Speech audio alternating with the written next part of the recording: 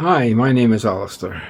For those that have been following my channel, I've been building a Monoposto Austin 7, and that's what's in the background. It's been giving various bits of trouble. At the end of the season last year, it did very well. It ran very well. I think I only got towed off the track once.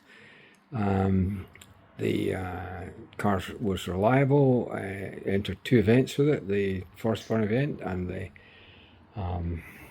the bonus hill climb, and won its class, bonus, and fine. Take it out on the first track day this year, and the thing was a bundle of trouble. I had a bad oil leak from the distributor. The rotor arm fell off, had to get towed off. The brakes seized again. Ran out of power and the engine cut out. The problem with the rotor arm falling off was it was cracked. The reason it was cracked is because there's underneath the rotor arm there's a chopper for the optical points, and optical points plastic moulding didn't fit the end of the distributor properly. So I machined the thing to fit properly, and I don't think this will happen again.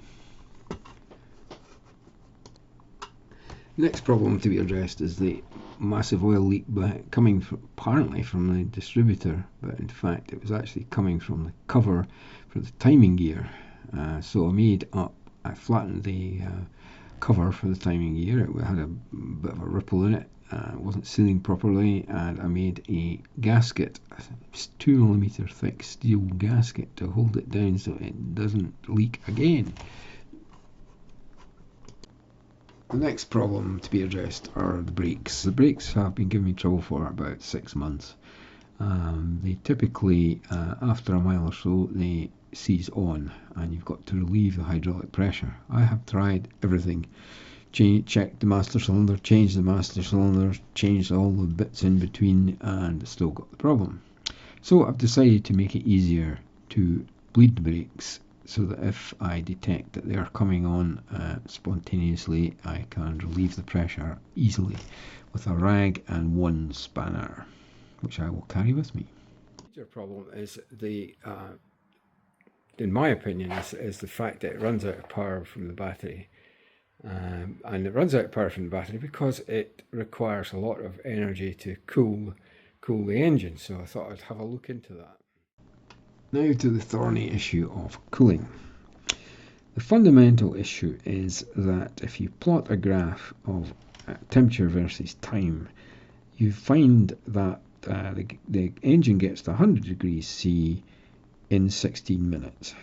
That's 6 degrees per minute for those who want to calculate it in their heads approximately. Here's a diagram of a conventional cooling system. Basically what happens is you've got a generator of heat, which is the engine block, and you have a radiator which dissipates the heat. The problem is a radiator doesn't dissipate much heat when it's standing still with no airflow through it.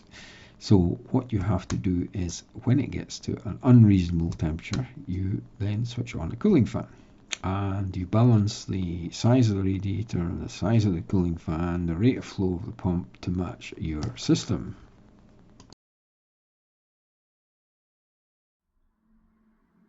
This is my first attempt at cooling.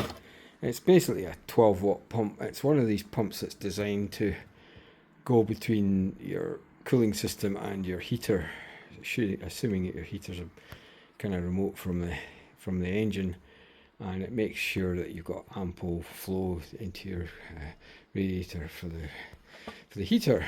This, however, it was suggested that this could be used in the car. Here's the pump that's fitted with just now. It's a Craig's pump, good quality pump, low volume relative to modern pumps, but still about 4 times higher volume than we had before.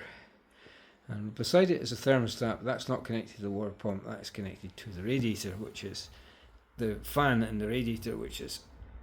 What I discovered was that adding a bigger pump, the Craig's pump, into the system instead of the little 10-watt job was that it didn't fundamentally change the equation. It still rose at roughly 6 degrees a minute until it gets to 100 degrees, and then of course it boils, or is potentially going to boil. So I added a fan.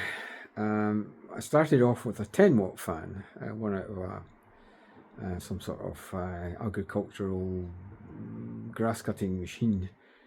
So one fan wasn't enough, wouldn't keep the temperature down, so I added another fan. So I now got 20-watt fan, and it still wouldn't cool sufficiently rapidly.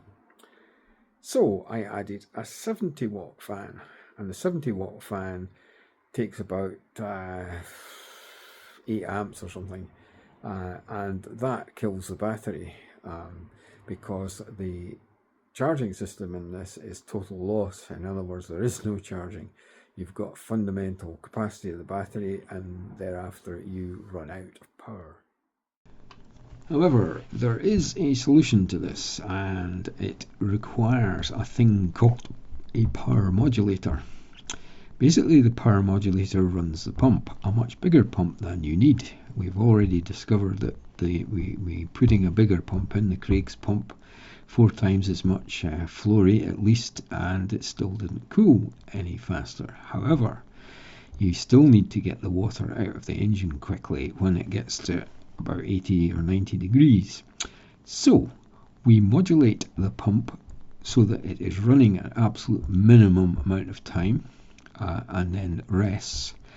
And then when it gets to 80 or 90 degrees, you then switch in the fan, which only runs for a couple of seconds. So what we found is that running the pump for 2 seconds and resting for 10 seconds, and when the temperature gets to 80 or 90 degrees, you can then switch in the fan, which is thermostatically controlled. Here's the pump that's fitted with just now. It's a Craig's pump, good quality pump, low volume relative to modern pumps, but still about 4 times. Here's the modulator installed in the car. Some minor electrical adjustments. Here's the relay that modulates the pump, and that one is the relay that modulates the fan.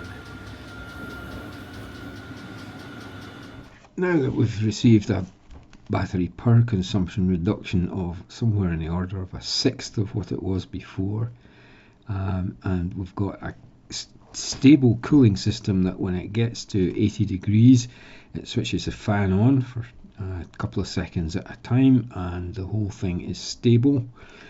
It's now time to look at the battery capacity issues and comparing, for example, a sealed lead acid battery with a Yahasa motorcycle starter battery, which is reputed to be one of the best 20 ampere hour batteries. Here's some graphs that might interest you. This experiment shows when the battery is loaded by the pump only for 10 minutes and then by the fan and pump for 10 minutes to see what capacity is left in the battery. My experiments show that the UASA battery is about twice as good as the sealed lead acid battery, and delivers at the end of 20 minutes, it's delivering 400 amps to the starter motor, should you need it.